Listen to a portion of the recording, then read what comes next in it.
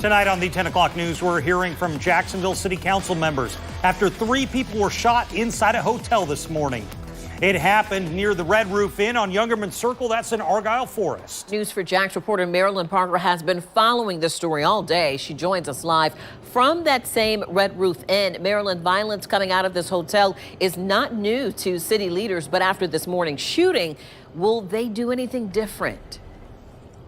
So city leaders let me know they're waiting on JSO to declare this hotel as a public nuisance. Once that's done, maybe it can be shut down. Those same city leaders told me that in the past year, there's been nearly 500 calls for service to this hotel. That's not including the numerous calls to JFRD just about overdoses. After speaking with them and a few people that live in this area, they just say they don't think this hotel is safe. This hotel off Youngerman Circle hasn't had a good reputation. I hear it'd be a lot of gun violence up there. Saturday morning, 3 people were shot inside a room at the Red Roof Inn. Police say they had non-life-threatening injuries, and they're working to ID potential suspects. They say the shooting came after an argument.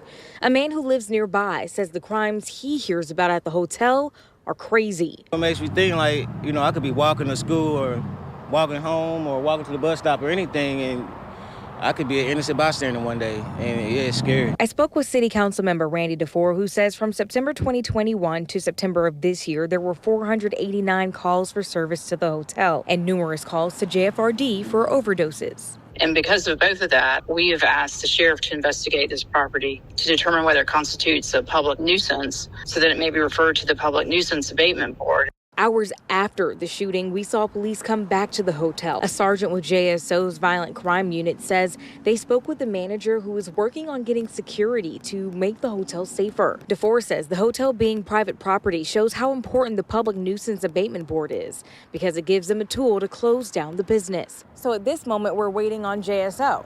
Right, and I'm going to continue to put pressure on them to do that because what we're seeing is, that impacts the whole neighborhood, the whole area. There's no way this property owner does not know what's going on at this hotel and has to this point failed to do anything about it. She says considering the amount of resources and costs to taxpayers for this one building, she doesn't see why JSO would say it's not a nuisance.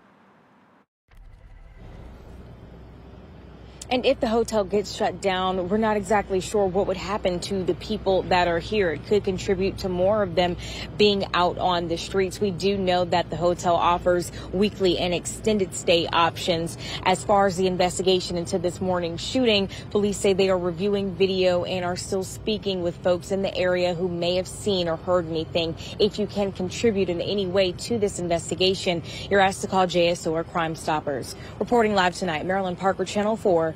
The local station. Marilyn, with the seemingly constant police activity, what has police presence been like in the area tonight? So we've definitely been seeing them drive on Youngerman Circle. They've been circling this area quite a few times. We've seen multiple patrol cars go in and out of the hotel. And there's been an officer with flashing lights over here at the Quality Inn for about an hour now. We're not exactly sure what's happening over there, but again, a steady police presence. And also, Scott, you and I talked about that foot traffic here not too long ago. That has died down a bit, not as much, and that could be because of the police patrolling this area a bit more tonight.